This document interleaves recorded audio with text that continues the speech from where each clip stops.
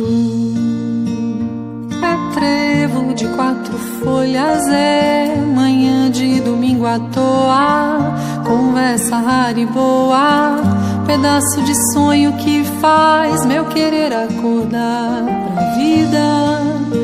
Ai, ai, ai. Tu que tem esse abraço, casa, se decide bater asa, me leva contigo pra passear. Eu juro, afeto e paz não vão te faltar. Ai, ai, ai. Eu só quero leve da vida pra te levar. Oi, meus amores! Como vocês estão, crianças? A Pro está bem, tá, meus amores? E você? Como está aí na sua casa? Está se cuidando direitinho? Tomando bastante água porque está muito quente ultimamente? Fazendo as atividades com o papai e a mamãe? Muito bem, crianças! A nossa aula de hoje é de História. E nós vamos falar sobre criação de gado. O gado, principalmente o bovino, foi um dos motivos que levou os portugueses ao interior. Os portugueses, crianças, trouxeram para o Brasil bois e vacas, que ajudavam no desenvolvimento dos engenhos de cana-de-açúcar. A força dos animais era usada para moer a cana para o transporte. O couro era utilizado para fabricar roupas e móveis. O leite e a carne eram usados na alimentação. Crianças, os vaqueiros, homens livres, escravos libertos, indígenas e mestiços trabalhavam na fazenda de café e amassavam, marcavam e ferravam os bezerros. Também levavam as boiadas ao pasto e cuidavam dos ferimentos dos gados. Os vaqueiros recebiam como forma de pagamento uma cria. O que é uma cria, professora? Quando o animalzinho tinha um filhotinho, aí dava para o vaqueiro como pagamento para ele, ou seja, no lugar do dinheiro recebia um filhotinho. Crianças, o couro passou a ser uma importante fonte de renda no sertão. Depois de retirado do boi, o couro era limpo e colocado para secar. Uma parte era vendida e a outra era usada para a produção de objetos a serem usados na fazenda. Curtume era o lugar onde se preparava o couro. Uma variedade de produtos era feita como o couro. Daí tinha o chapéu, a bolsa, calçados, camas, cordas e outros. Nos dias atuais, o couro, crianças, ainda é muito importante na economia do Nordeste. O gado, meus amores, criado nas fazendas, era uma prática que, como o tempo mostrou-se pouco adequada, os animais podiam invadir e destruir as plantações de cana. Surgiram as fazendas destinadas à criação de gado, localizadas mais distantes do litoral. Essa atividade é conhecida como pecuária. Cavalo e mulas também eram criados para o transporte de pessoas e mercadorias. As fazendas eram localizadas longe dos engenhos, e isso era um problema, porque a carne, crianças, se estragava com facilidade. Era preciso salgar e desidratá-la, produzindo assim carne de sol e a carne seca.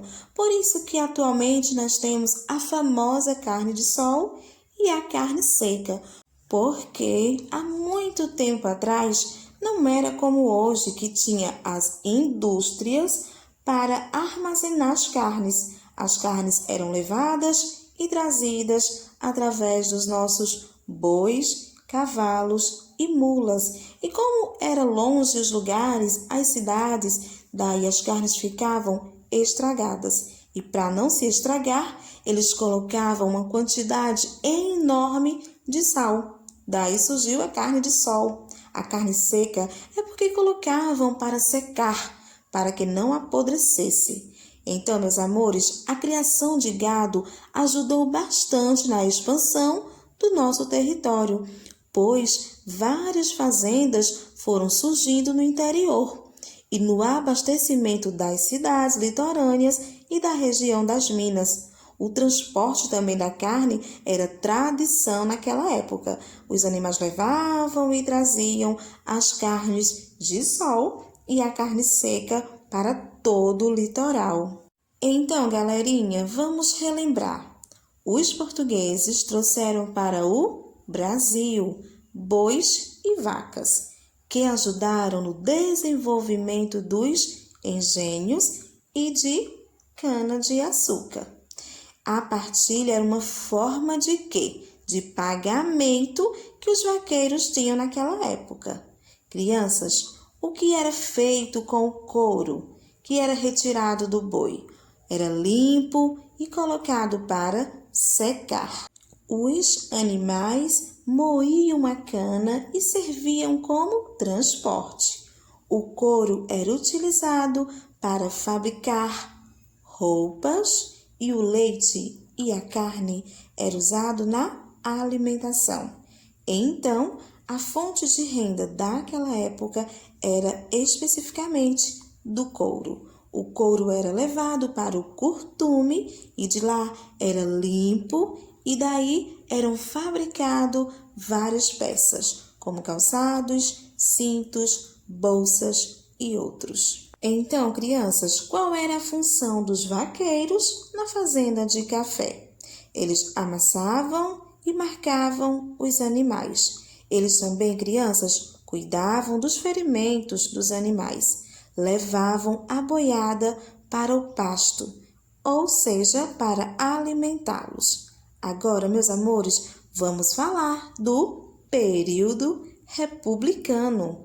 As condições favoráveis do plantio de café, a mão de obra barata e os grandes lucros obtidos como exportação do produto tornaram o Brasil o mais importante produtor de café do mundo. Por essa razão, alguns grupos sociais durante o Império fortaleceram, em especial, quem? Os fazendeiros. Além dos cafeicultores, outros grupos sociais foram ganhando força. Entre essas pessoas estavam jornalistas, advogados, médicos, professores e comerciantes. Esses grupos defendiam uma forma diferente de governo, que era a república.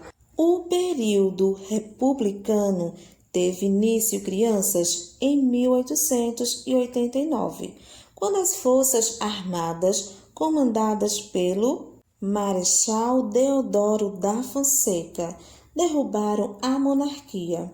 O imperador do Brasil, Dom Pedro II, e toda a família real foram obrigados a deixar o Brasil.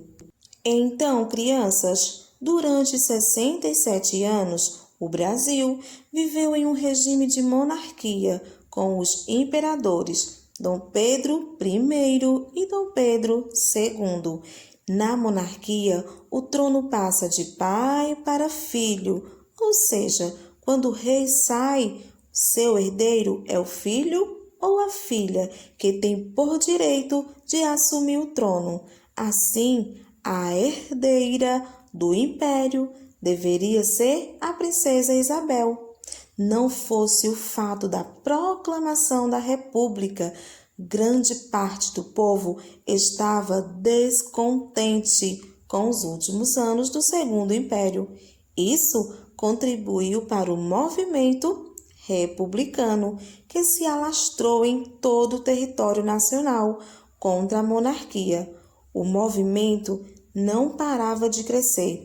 E então, no dia 15 de novembro de 1889, as Forças Armadas dirigiram-se para a Praça da Aclamação. Hoje chamamos a Praça da República, em Rio de Janeiro, cercado de quartel, General, onde estavam reunidos os ministros do imperador Dom Pedro II. Então, crianças, as Forças Armadas estavam sob o comando de Marechal Deodoro da Fonseca, tendo como colaborador e articulador da campanha republicana Benjamin Constant. Então, criança, o Dom Pedro, II, deixou todo o território brasileiro 2 dias depois da proclamação da República. Quem elegeu o Marechal Deodoro da Fonseca como primeiro presidente da República foi o Congresso. Seu vice-presidente foi Floriano Peixoto, que depois foi eleito segundo presidente do Brasil. Foi regida uma nova Constituição para o Brasil, na qual se instituía como forma de governo a República. Crianças, a Carta Magna Constituição é um documento de base que norteia todos os princípios de uma nação. Então, o período conhecido como República é dividido da seguinte maneira: República da Espada, República do Café com Leite, a Era de Vargas, República Populista e Ditadura Militar. Então, crianças, essa foi a nossa aula de hoje de História. Qualquer dúvida, leia novamente o seu texto, tá, meus amores? E se não estiver compreendendo de fato, já sabe o que fazer. Procure a Procimone. Tchau, tchau, crianças! O mandacaru secou, o agave a macambira, que a folha virou indira, maniçoba esturricou, a veloz amarelou, lá não tem mais nada verde. Gado com fome e com sede, deu um jeito, meu senhor, lá secou, meu senhor, lá secou, meu senhor.